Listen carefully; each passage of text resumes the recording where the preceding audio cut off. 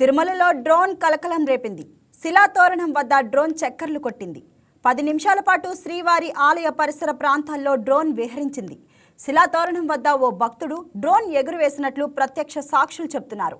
అయితే డ్రోన్తో శిలాతోరణం విజువల్స్ తీసిన భద్రతా సిబ్బంది పట్టించుకోకపోవడం గమనార్హం.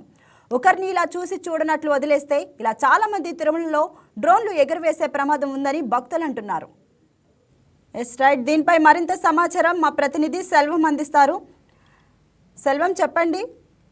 తిరుమల కొండపై డ్రోన్ కలకల సృష్టించింది. అయితే ప్రధానంగా చూస్తుంటే తిరుమలలో కొన్ని విషయాలను టీటీడీ ఎప్పటి నుంచో నిషేధించింది. అందులో భాగంగా డ్రోన్ కెమెరాలు ఎగరేయడం కూడా పూర్తి స్థాయిలో నిషేధించినట్టు గతంలోనే దీనిపై టీటీడీ పాలక మండలి కూడా ఒక నిర్ణయం తీసుకుంది. అయితే తాజాగా ఓ భక్తుడు తిరుమల అటవీ ప్రాంతమైనటువంటి శిలాతోరణం వద్ద డ్రోన్ కెమెరాతో అక్కడ ఉన్నటువంటి విశేషాలను తన డ్రోన్ కెమెరా ద్వారా కూడా బంధిస్తున్న ఓ వీడియో ఇప్పుడు వైరల్ అవుతుంది. ఈ వీడియో తీసుకున్న భక్తుడిని అక్కడ ఉన్నటువంటి దుకాణదారులు హెచ్చరించినప్పటికీ ఏమీ కాదని తన పని తను చేయడం పట్ల ఇప్పుడు విమర్శలకి పెద్ద తావిస్తుంది. ఇది పూర్తిగా నిఘా వైఫల్యం అని కూడా ఇటు ప్రధానంగా చెప్పుకోవచ్చు. టీటీడీ అనుబంధ ఆలయాలైనటువంటి ఈ ప్రాంతంలో విజిలెన్స్ సిబ్బందిని కూడా ఏర్పాటు చేస్తుంది టీటీడీ. అయితే ఆ సమయంలో విధులు నిర్వర్తించేటువంటి సిబ్బంది ఎక్కడికి వెళ్ళారో అనే సందేహాలను కూడా ఇటు భక్తులైతే కూడా వ్యక్తం చేస్తున్నటువంటి పరి. మరో పక్క చూసుకుంటే మాత్రం తిరుపతి అలిపిరి తనిఖీ కేంద్రంలో కూడా ఈ డ్రోన్ కెమెరాను ఎలా అనుమతించారు అనే అనుమానాలు కూడా ఇప్పుడు భక్తుల్లో నెలకొంది. దీనిపైన స్పందించిన టీటీడీ విజిలెన్స్ సిబ్బంది వెంటనే కూడా శిలాతోరణం వద్దకు చేరుకొని అక్కడ ఉన్నటువంటి డ్రోన్ కెమెరాని ఎగరేస్తున్నటువంటి ఈ ఇస్కాన్ భక్తులు వాళ్ళు సులక్షణ్ దాస్, అదేవిధంగా అర్జున్ దాస్ గారు కూడా గుర్తించారు.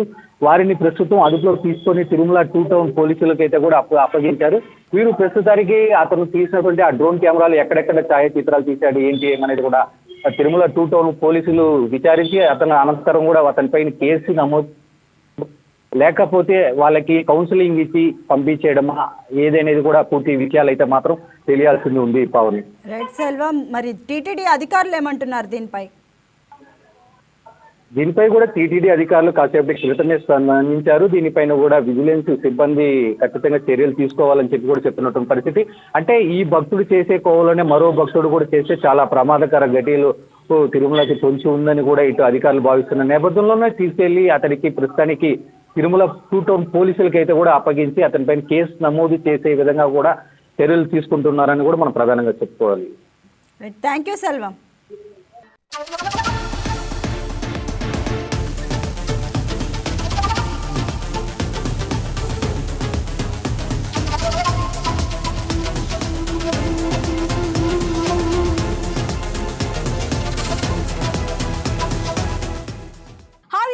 ఈ వీడియో మీకు నచ్చినట్లయితే లైక్ కొట్టి షేర్ చేసి వైకే టీవీని సబ్స్క్రైబ్ చేసుకోండి.